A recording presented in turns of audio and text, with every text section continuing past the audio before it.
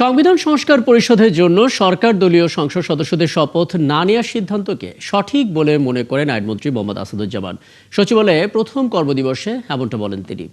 আর সড়ক নৌ ও রেলপথ মন্ত্রী শেখ রবিউল ইসলাম বলেছেন, বিভিন্ন প্রকল্পে খরচ কমানোর দিকে মনোযোগ দেবেন তিনি। সরকারের অগ্রাধিকার নিয়ে কথা বলেন আরও কয়েকজন মন্ত্রী এবং প্রতিমন্ত্রী।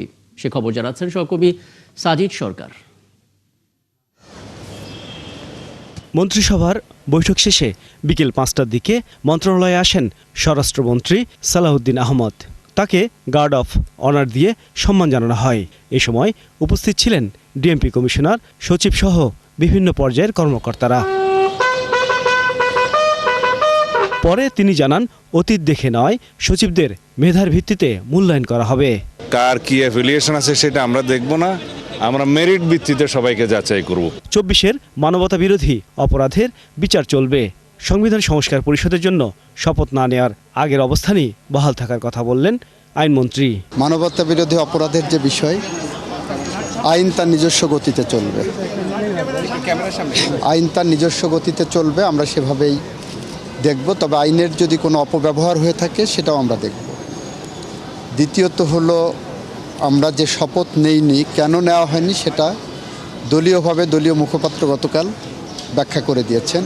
দুই প্রতিমন্ত্রীকে নিয়ে একসাথে মন্ত্রণালয়ে আসেন সড়ক নৌ এবং রেলপথ মন্ত্রণালয়ের দায়িত্ব পাওয়া শেখ রবিউল ইসলাম। এ সময় পরিকল্পনার কথা জানান তিনি। দুর্নীতির অভিযোগ যেগুলি আছে, অভিযোগ আছে, আমরা দেখব সেই অভিযোগগুলি সত্যিকার অর্থে কতটা এখানে আছে। যেখানে দুর্নীতি আছে সেখানে দুর্নীতিমুক্ত হতেই হবে এবং সেটা করা আমাদের দায়িত্বের অংশ। এই সরকার প্রতিষ্ঠানগুলিকে জনবান্ধব হিসাবে ফাংশন করাতে চায়। আমরা এই বাংলাদেশকে গড়ে তুলতে চাই। আপনারা ইনশাল্লাহ ভবিষ্যৎ আমাদের কর্মের মাধ্যমেই আমরা আমাদের সর্বোচ্চটুকু দিয়েই চেষ্টা করব আমাদের এই বাংলাদেশের মানুষ যে স্বপ্ন দেখছে আগামী বাংলাদেশকে বাস্তবায়ন করার জন্য। কাজ যদি ভালো হয় তাহলে মানুষ এমনি ভালো বলবে। তা আমরা ভালো কাজ করার জন্য চেষ্টা করব, আপনারা আমাদের সাথে থাকবেন। প্রবীণের অভিজ্ঞতা আর নবীনের গতি, জনপ্রত্যাশা পূরণে কাজ করার কথা বলেন নবনিযুক্ত মন্ত্রী প্রতিমন্ত্রীরা।